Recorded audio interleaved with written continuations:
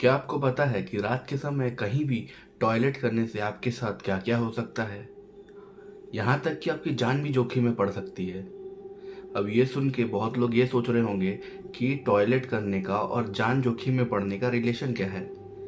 ऐसे ही हुआ हमारी आज की इस कहानी में, जब विजय अपना बाथरूम को रोक नहीं पाते और हाईवे के साइड में ही कर देते हैं, और उसके बाद उनके साथ क्या क्या होता है वो आज हम लोग इसी कहानी में जानेंगे।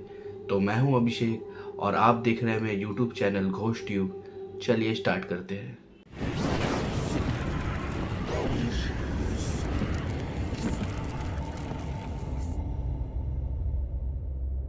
विजय एक ट्रक ड्राइवर था।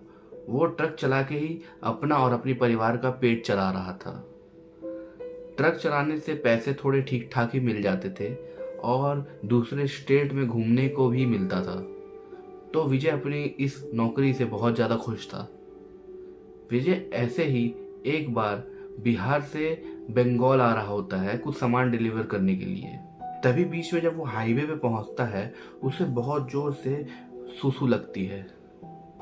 और वो जब इधर उधर देखता है तो देखता है पूरा जो हाईवे था वो सुनसान था और आसपास कोई भी उसे ठेला या छोटा सा स्टॉल नहीं दिख रहा था।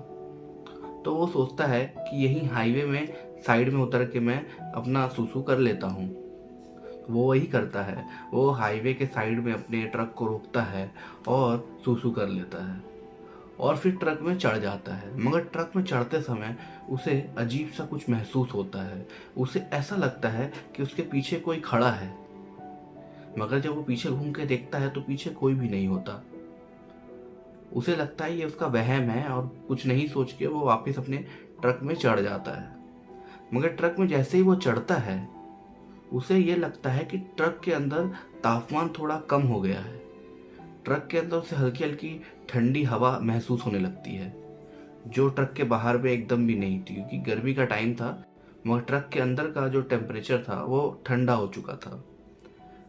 विजय इस सब चीज पे ध्यान नहीं देता और ट्रक चलाना स्टार्ट करता है। तभी उसे ये लगता है कि उसके बगल वाली सीट पे कोई बैठा हुआ है। मगर जब वो अपनी बगल वाली सीट पे देखता तो वो सीट पूरी की पूरी खाली थी। मगर उसे ऐसा लग रहा था कि उसके बगल वाली सीट पे कोई बैठा है और वो विजय को ही देख रहा है। ऐसा नहीं है कि ऐसा अनुभव विजय को पहली बार हुआ था। जब ट्रक ड्राइवर्स ट्रक चलाते हैं तो उन्हें कुछ अजीबोगरीब एहसास तो होते ही हैं। विजय को ऐसा अनुभव बहुत बार हो चुका था, इसलिए वो उसे ध्यान नहीं देता और अपने ट्रक चलाने पे ही फोकस करने लगता है। विजय को पता था कि थोड़ी देर बाद कोई ना कोई ढाबा तो आ ही जाएगा, वहां पे रुक के खाना पीना खाया जाएगा और थोड़ा आराम किया जाएगा। मगर जब वो अपना ट्रक चला रहा होता है, विजय ये चीज नोटिस करता है कि बहुत देर से ट्रक चल तो रहा है मगर हाईवे खत्म नहीं हो रहा, जबकि ये हाईवे कम से कम 15 मिनट का ही है। उसे खत्म हो जाना चाहिए था और लगभग 30 मिनट से वो ट्रक चला रहा है और हाईवे अभी भी खत्म होने का नाम नहीं ले रहा। तभी विजय को अपने बगल वाले सीट से किसी औरत की रोने की आवाज सुनाई देती है। वो जब डर के मारे अपने बगल वाली सीट पे देखता है तो ऑब्वियसली कोई नहीं होता। उस सीट से रोने की आवाज पहले तो आस्ते आस्ते आ रही थी और थोड़ा देर बाद जोर होने लगती है। ऐसा लगता है कि कोई औरत बहुत दर्द में रो रही है। विजय बहुत ज्यादा डर जाता है और अपने ट्रक को साइड में खड़ा कर लेता है और वो ट्रक से उतर जाता है। जैसे ही वो ट्रक से उतरता है, उसे ये दिखता है कि उसके बगल वाली सीट पे कोई एक औरत है जो सफेद कपड़े पहन के बैठी हुई है, अपने घुटने में अपने चेहरे को छुपाए, और वो रो रही है। ये चीज उसको ट्रक से उतरने के बाद ही दिख रही थी।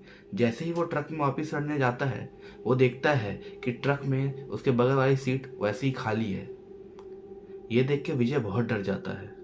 विजय को लगता है कि जब वो अपने ट्रक से सुसु करने उतरा था तब उसके साथ कुछ ऐसा हो गया है जो बहुत ही डरावना है, और कोई चुड़ैल या कोई भूत है जो उसके साथ चिपक गई है। वो डर तो रहा ही था, मगर अपने ट्रक में कैसे भी करके बैठता है और ट्रक चलाने लगता है। और ट्रक चलाते चलाते ही डरते डरते वो पूछता है कि तुम कौन हो। कुछ देर तो ट्रक पूरा शांत रहता है, मगर थोड़ी देर बाद आवाज आती है। मेरे बच्चे को बचा लो। ये सुन के विजय बहुत ज़्यादा डर जाता है। विजय पूछता है, किसका बच्चा, कौन हो तुम? तब उसके बगल वाले सीट से ही आवाज़ आती है, मेरा नाम शबरी है, मैं इसी हाईवे के नीचे छोटी सी गांव में रहती थी। एक दिन मेरा बच्चा रात के समय इस हाईवे पे आ जाता है और वो थोड़ा मानसिक रूप से पागल था और वो हाईवे पे आके गाड़ियों को देख के बहुत उछलने लगता है। तभी एक ट्रक वाला जो शायद दारू पी के था वो मेरे बच्चे को उड़ा देता है और मेरा बच्चा इसी हाईवे पे तड़प तड़प के मर जाता है। यह सुन के विजय बहुत ही ज़्यादा डर जाता है। विजय को 6 महीने पहले की वो रात याद आती है। उस दिन बहुत बरसात हो रही थी और विजय भी शराब के नशे में धुत था और अपनी ट्रक को बहुत ही ज़्यादा स्पीड में चला रहा था। उसको याद आता है कि रात के समय वो जब अपनी ट्रक को दारू के नशे में चला रहा था तो उसके ट्रक के सामने एक छोटा बच्चा लगभग 10 साल का आ जाता है और विजय ब्रेक मारने के बजाय अपने एक्सेलरेटर को और ज़्यादा दबाता है जिससे ट्रक का स्पीड और बढ़ जाता है और वो बच्चे को कुचलते हुए आगे चला जाता है। विजय शराब के नशे में इतना धुत था कि वो रुक के उस बच्चे की हालत को देखने की कोशिश भी नहीं करता और वो वहाँ से स्ट्रेट निकल जाता है। फिर वो आत्मा उसे बताती है कि मैं उसी की माँ शबरी हूँ। जब उस बच्चे को तड़प तड़प के वहाँ पर मरते हुए सब आदमी देख रहे थे, शबरी वहीं आती है और अपने बच्चे को मरा हुआ पाके बहुत ही ज़्यादा रोने लगती है और वहीं एक चलती हुई गाड़ी के सामने अपने आप को झोंक देती है और वो गाड़ी उसे कुचलते हुए निकल जाती है। शबरी बोलती है तब से वो उस ट्रक वाले का इंतज़ार कर रही है जिसने उसके बच्चे के साथ वो किया था और आज वो दिन आ चुका है।